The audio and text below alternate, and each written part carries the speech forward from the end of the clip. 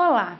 Como você sabe, nós vínhamos abordando nas aulas anteriores as principais escolas teóricas da psicologia e suas contribuições para o entendimento dos processos de aprendizagem. E agora você vai conhecer um pouco mais sobre a psicanálise. Bem, como se trata de uma teoria muito extensa e complexa, tentarei enfocar através de que conceitos a psicanálise contribui para pensarmos a aprendizagem. Para iniciar, quero que você tenha conhecimento de que a psicanálise é uma teoria desenvolvida pelo médico neurologista alemão Sigmund Freud, que viveu entre 1856 e 1939. Essa teoria surgiu para tratar de distúrbios psíquicos a partir da investigação do inconsciente. A psicanálise é, ao mesmo tempo, um modo particular de tratamento para o sofrimento psíquico do sujeito e uma teoria psicológica que se ocupa dos processos mentais inconscientes. Uma teoria da estrutura e funcionamento da mente humana e um método de análise dos motivos dos comportamentos manifestos. Perceba que afirmar que o principal objeto do estudo da psicanálise é o inconsciente nisso se pressupõe que o psiquismo é dividido entre consciente, pré-consciente e inconsciente.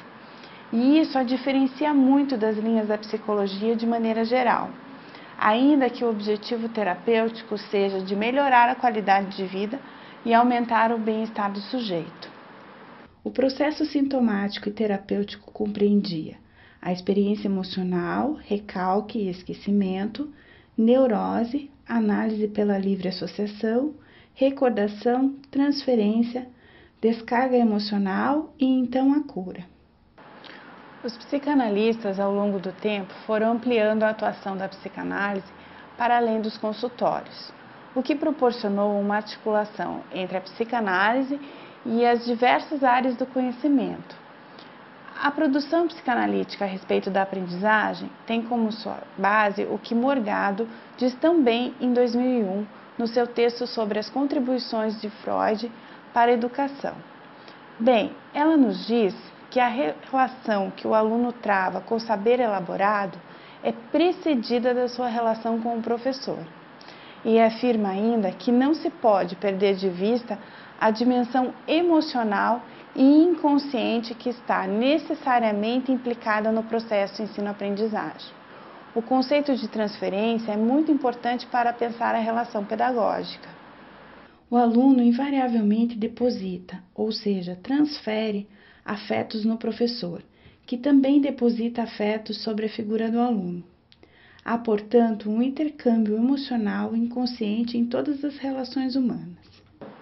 Então, a transferência referida aos afetos inconscientes da relação passada, primeiramente com os seus pais, e que é depositada no professor, gera o que se chama contratransferência, que nada mais é do que os afetos vindos do professor em relação ao aluno. A teoria da psicanálise alerta que há uma subjetividade que escapa ao método pedagógico, que é construído a partir de uma racionalidade, muitas vezes objetiva. Ela foi a primeira teoria a estudar o inconsciente humano e o sistematizou com maior profundidade, e destaca que os processos inconscientes podem facilitar ou dificultar a consecução dos objetivos do trabalho pedagógico. Explicita isso por meio de conceitos de transferência, identificação e pulsão. Você deve entender que um princípio básico na psicanálise é a constatação de que as relações humanas são ambivalentes, ou seja, a coexistência de ternura e afeição, respeito, sexualidade e agressividade representa a herança emocional imposta às relações atuais, de autoridade pela relação original com as figuras parentais. Outra contribuição importante da psicanálise para entender a aprendizagem é a respeito da pulsão de saber, que se manifesta no desejo de saber e, por consequência, se transforma em interesse intelectual e no desejo de aprender. Para você compreender melhor, vou retomar Freud, que em 1910 chama a atenção para uma curiosidade comumente levantada pelas crianças. De onde vêm os bebês? Entenda que essa questão remete à origem, consequentemente à sexualidade e à morte.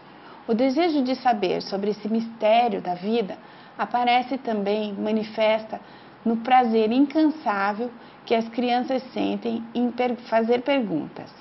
É a tão conhecida fase dos porquês. É essa pulsão de saber que mais tarde se transforma no desejo de aprender.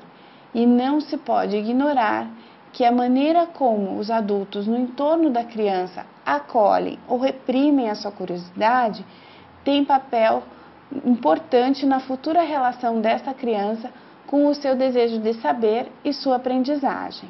Então veja como é importante que se tenha paciência, que se fale a verdade, que se converse muito com a criança, né? Porque às vezes as pessoas não têm paciência para lidar com essa fase dos porquês e ao mesmo tempo demandam que a criança tenha um desempenho muito bom na escola. E na verdade tem uma relação importante entre a maneira como a gente lida com isso. Veja você que é necessário que a criança primeiro possa se autorizar em seu desejo de saber, para então efetivar seu desejo de aprender.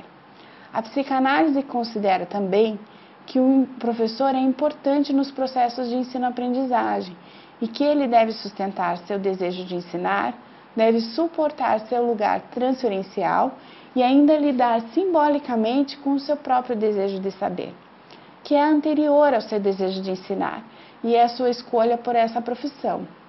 Perceba que essa teoria não foca somente no aluno como a maioria das teorias, mas se interessa pela interação subjetiva de ambas as partes na relação pedagógica e questiona a educação como um todo. A psicanalista Kupfer, de 2007, amplia a função da educação quando diz que a escola não é somente um lugar para aprender conteúdos, mas que na escola, através das leis que regem as relações humanas e do oferecimento de lugares sociais veiculados pelos discursos, a criança se subjetiva. Mesmo com todos os seus problemas, a escola é uma instituição de grande poder, na medida em que oferece ao sujeito os sentimentos de identidade, de pertença e de inserção social. Vou trazer para você a ideia sobre educação de alguns psicanalistas, cujas produções contemplam a articulação entre a psicanálise e a educação. Mas Juncker, 1999, diz que educar é transmitir marcas simbólicas que possibilitem a conquista de um lugar na história, de forma que a criança possa se lançar às empresas do desejo. Na mesma direção, Almeida, 2000, enfatiza a função da educação como a de promover um encontro da criança com a alteridade, com a cultura, implicando a filiação e, portanto, o reconhecimento do lugar de cada sujeito na cadeia de transmissão. Cordier, em 2005, considera que educar é querer fazer a criança um ser humano livre, responsável, civilizado.